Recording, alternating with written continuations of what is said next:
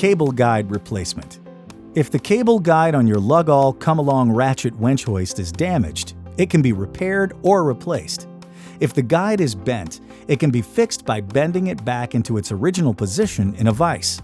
Simply clamp the end of the guide in the vise and rotate the hoist until the guide is in its original position. If the cable guide is too damaged to bend back, the method to replace the cable guide varies between small frame models and medium and large frame models. We'll start with the small frame.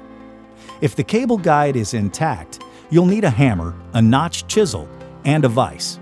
First, clamp the main frame securely in the vise. If the cable guide is bent, you might have to straighten it before removing it. Use the hammer and notched chisel to hammer the cable guide out of the frame.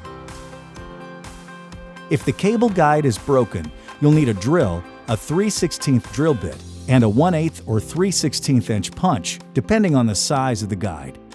Using the drill with a 3/16 bit, drill into the side of the main frame opposite the cable guide where you estimate the guide holes are located. Drill through the aluminum frame until you reach the steel guide. With both holes drilled, use the hammer and punch to remove the guide legs. With the damaged cable guide removed, insert the legs of the new cable guide into the existing guide holes in the mainframe. Hammer the new guide until it is completely installed in the mainframe. If you have a medium or large frame hoist with the old-style cable guide, you'll need an angle grinder with a cut-off wheel, a hammer, and a 1/8 inch punch. Use the angle grinder to cut off the existing guide as close to the mainframe as possible. If your hoist uses the new style cable guide, you can skip this step. Next, use the hammer and 1/8 inch punch to remove the roll pin from the eye bolt assembly and discard. Remove the eye bolt, hex nut, and flat washer or damaged cable guide from the mainframe. Discard the flat washer or damaged cable guide.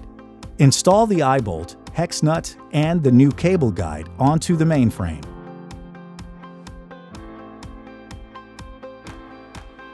Insert a new roll pin into the eye bolt assembly, ensuring that the pin is flush with the surface of the nut.